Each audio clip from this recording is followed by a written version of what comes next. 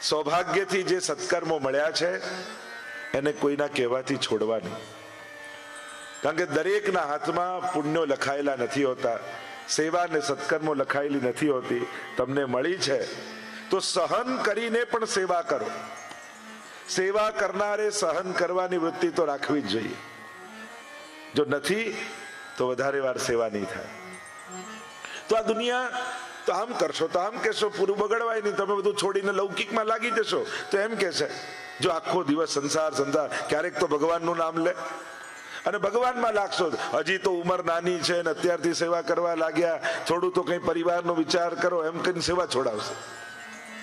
એટલે ન સંસાર ના થવા દેશે ને ભગવાન ના થવા દેશે. સંસાર હંમેશા આપણને એના કામનો બનાવીને રાખે છે.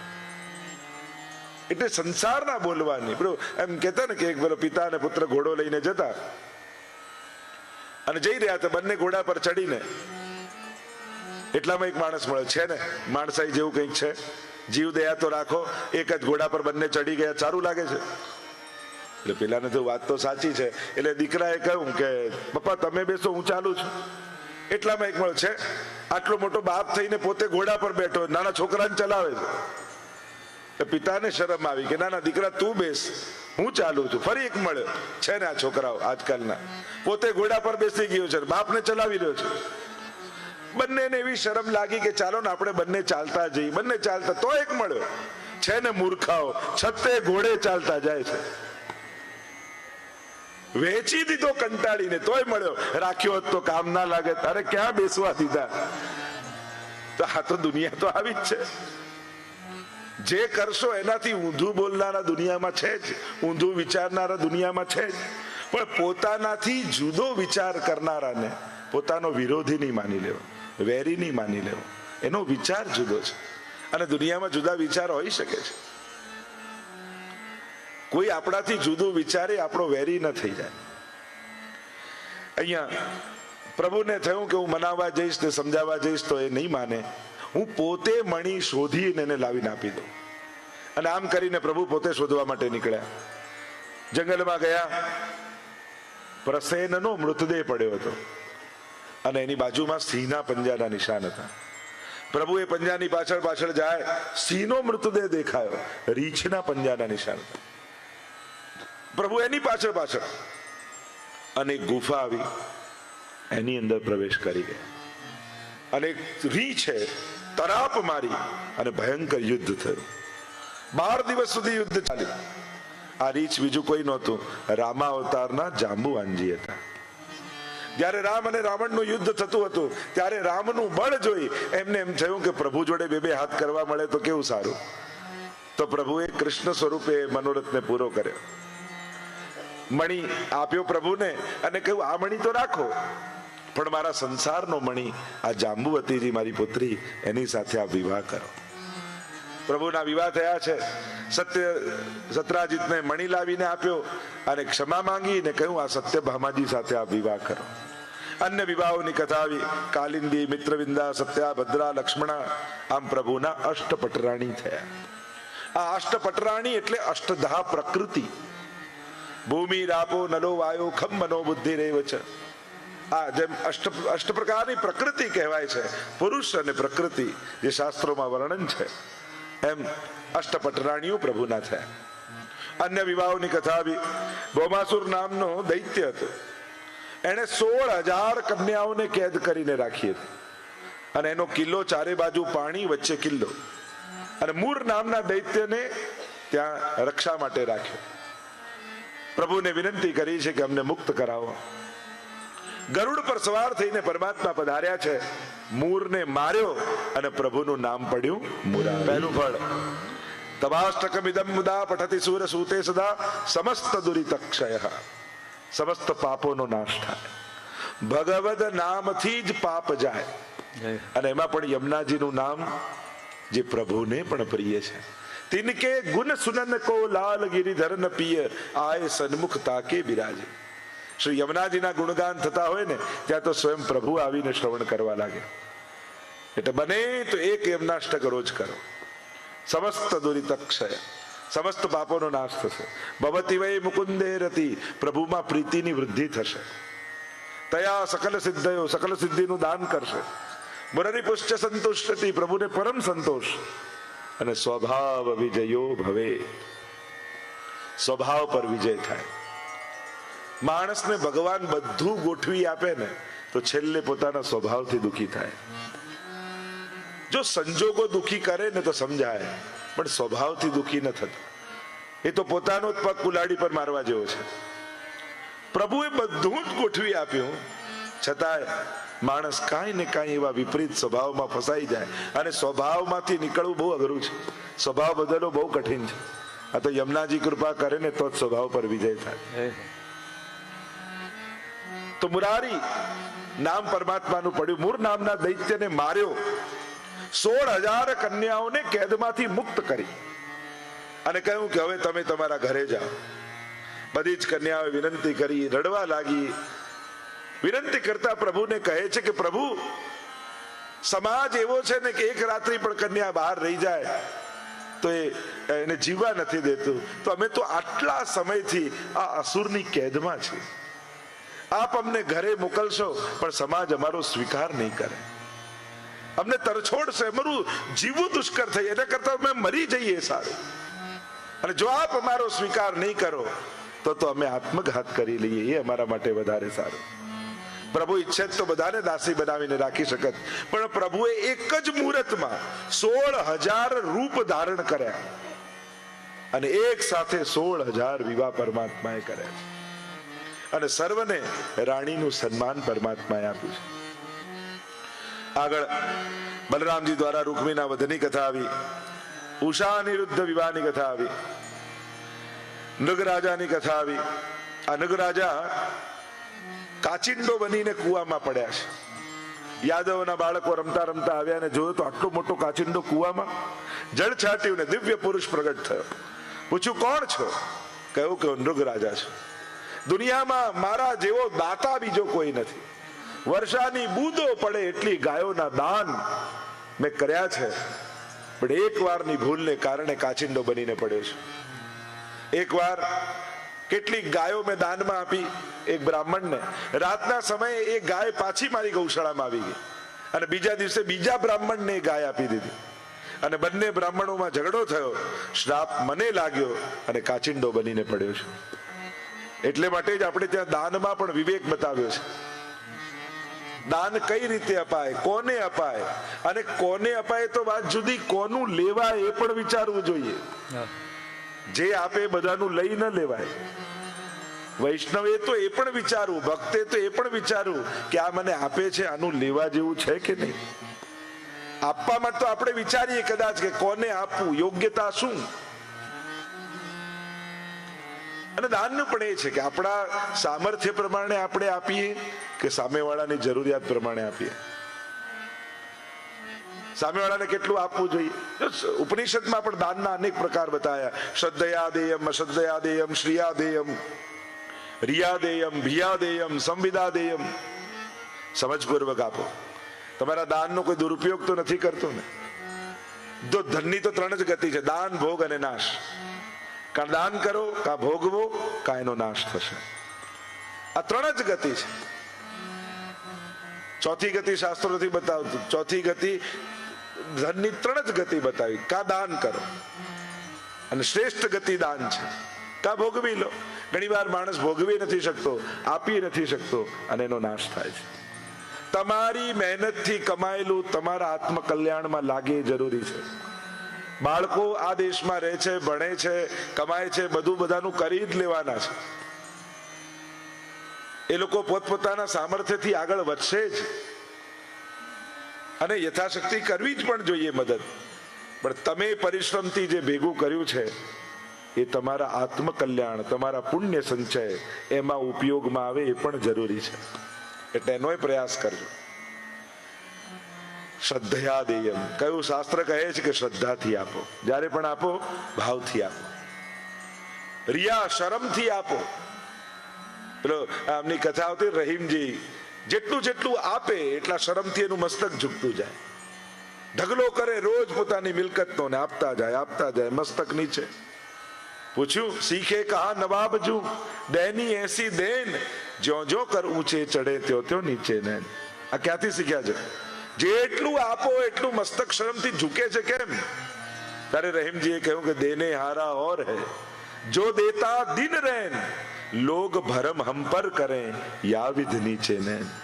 આપનારો તો એ પરમાત્મા છે, ખિસ્સા સુધી તો એ પહોંચાડે છે. હું તો ખાલી ખિસ્સામાંથી કાઢીને આપું છું અને લોકો એમ સમજે છે કે હું દાતા છું, હું આપનારો છું, પણ આપનારો તો ઈશ્વર છે. પ્રભુ જ આપણા સુધી પહોંચાડીને આપણને અવસર આપે છે. સંવિદા દેયમ, એટલે કે સમજપૂર્વક આપો. જ્યારે પણ આપીએ યોગ્ય સ્થાને યોગ્ય જગ્યાએ આપીએ. જ્યાં પણ આવા સત્કર્મ થાય, ભલે ભલે બહુ મોટું ન કરી શકીએ, સ્કૂલ ન બાંધી શકીએ, એકને ભણાવી તો શકીએ ને, હોસ્પિટલ ન બાંધી શકીએ, એકનો ઈલાજ તો કરાવી શકીએ ને.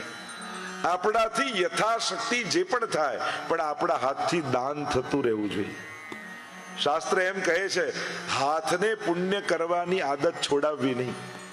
કોઈ ને કોઈ પ્રકારથી હાથને એ આદત પડેલી રહેવી જોઈએ. કારણ કે હંમેશા 365 દિવસમાં મોટો ભાગ આપણો હાથ લેવામાં જ ઉપયોગ કરે છે, હંમેશા લેવામાં. પણ એને કેટલીક ક્ષણો દ્વારા આદત પાડો કે આપવામાં પણ વપરાય. સમજપૂર્વક આપો. જો જરૂરી નથી કે આપેલું હોય માણસ દેખાય જ.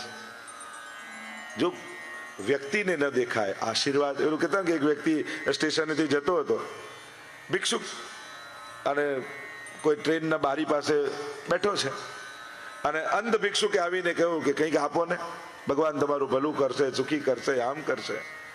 તો બારીવાળાએ તો નહીં, પણ ઉપર બર્થમાં જે સૂતો તો એને 10 રૂપિયા કહ્યું કે એમને આપી દો ને. અને પેલા ઉપરવાળાથી લઈને આપી દીધું.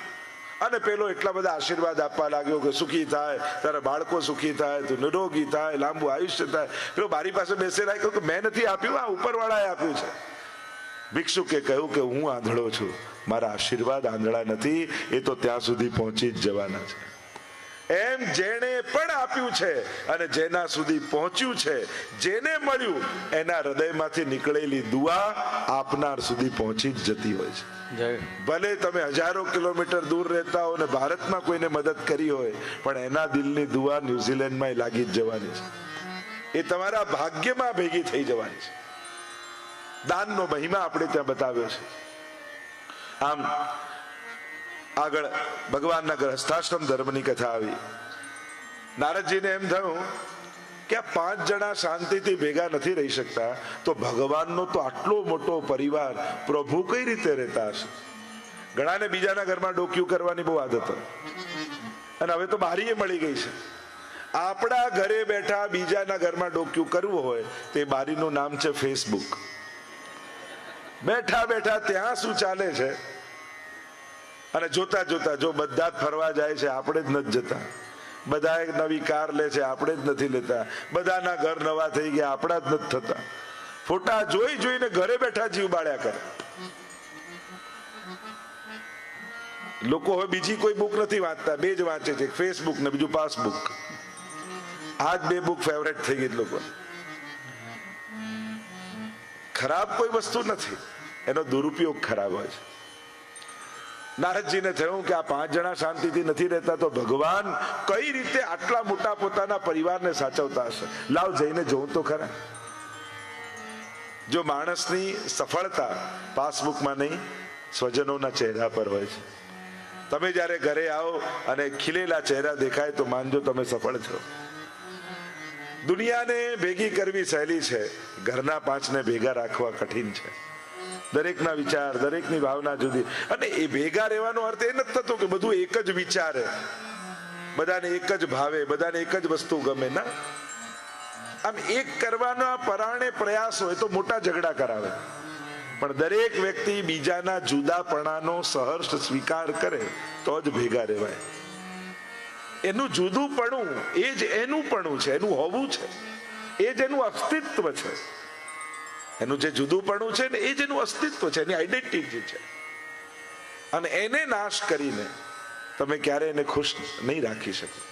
જુદા હોઈ શકે છે, પણ ક્યાં માન રાખવું, ક્યાં સન્માન રાખવું, ક્યારે બોલવું, ક્યારે નહીં બોલવું, આ બધા વિવેકો છે. સારી વાત પણ કઈ રીતે કહેવી એ પણ આવડવી જોઈએ. દરેકનો એક પ્રકાર છે, દરેકનો એક વિવેક છે. પ્રભુના ગ્રસ્થાશ્રમના દર્શન કરવા નારદજી ગયા. જો અમારા ઠાકોરજી છે ને એ તમને એવો ઉપદેશ નથી આપતા કે બધું છોડીને જતા રહો. અમારા કૃષ્ણ તો તમને સાચા અર્થમાં ગ્રસ્થાશ્રમી બનાવવા માંગે છે. કૃષ્ણ જેવો કોઈ સંબંધી દુનિયામાં નથી. તમે દરેક સંબંધમાં ભગવાનને મૂકીને જુઓ, એના જેવો કોઈ સંબંધી નહીં મળે. પુત્ર કેવો હોય તો કૃષ્ણ જેવો, પિતા કેવો હોય તો કૃષ્ણ જેવો, પતિ કેવો હોય કૃષ્ણ જેવો, સખા કેવો હોય તો કૃષ્ણ જેવો, ભાઈ કેવો હોય તો કૃષ્ણ જેવો. તમે દરેક સંબંધમાં એને રાખીને જુઓ. કૃષ્ણએ સંબંધ નિભાવતા શીખવાડ્યું છે, સંબંધોથી ભાગતા નથી શીખવાડ્યું.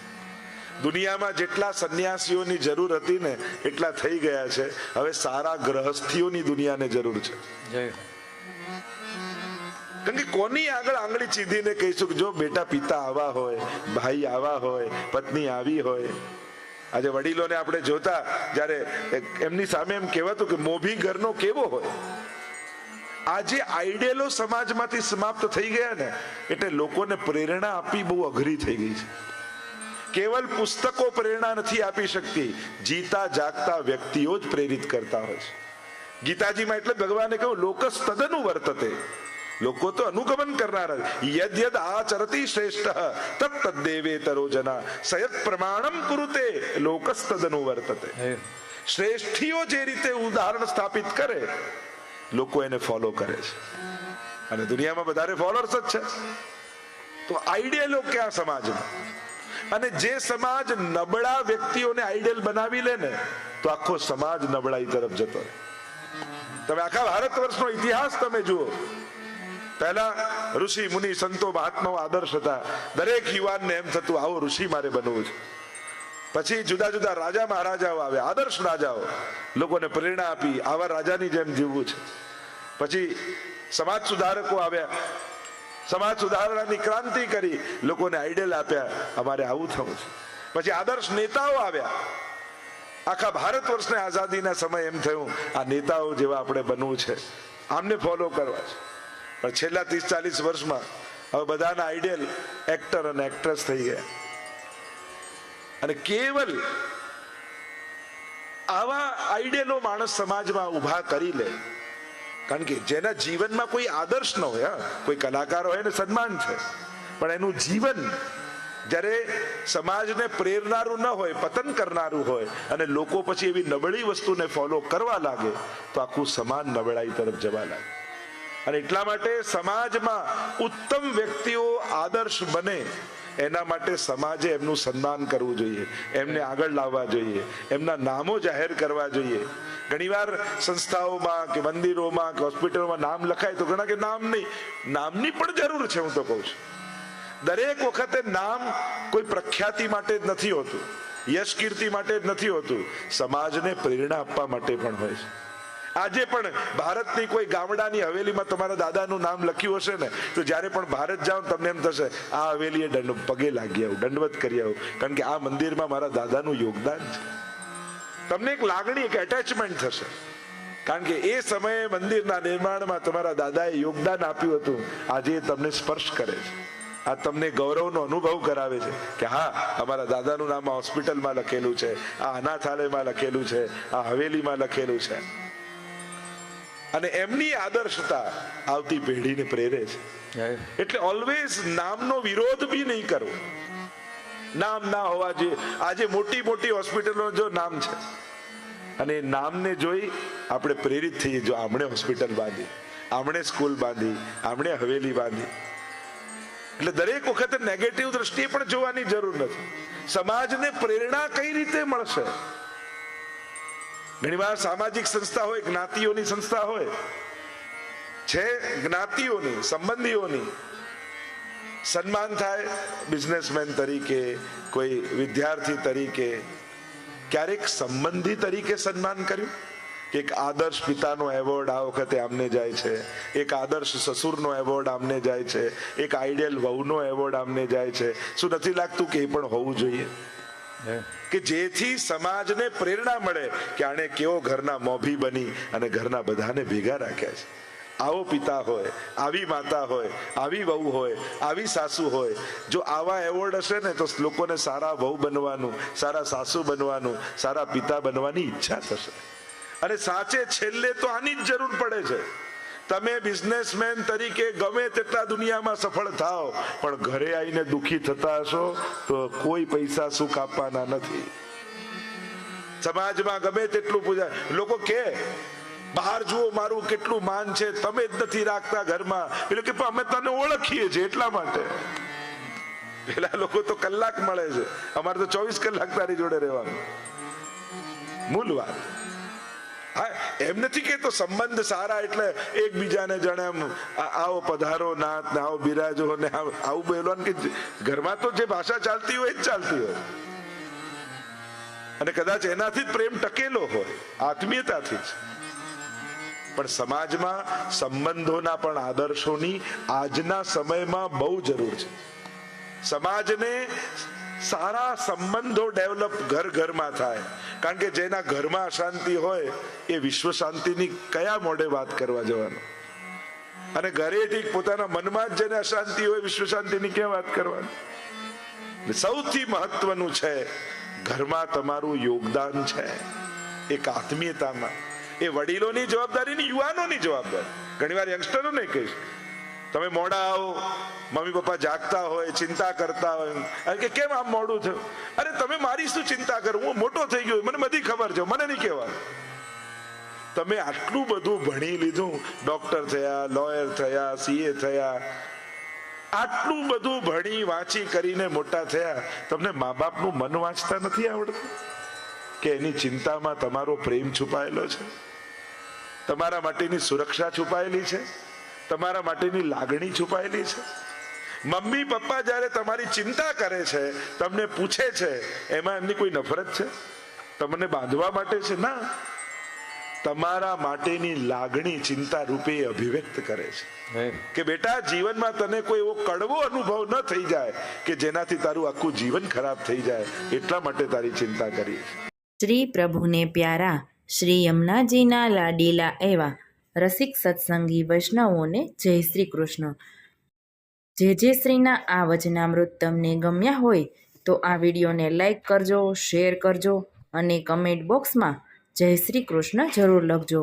અને અમારી ચેનલ શ્રી વલ્લભને સબસ્ક્રાઈબ કરવાનું ભૂલશો નહીં. જય શ્રી કૃષ્ણ.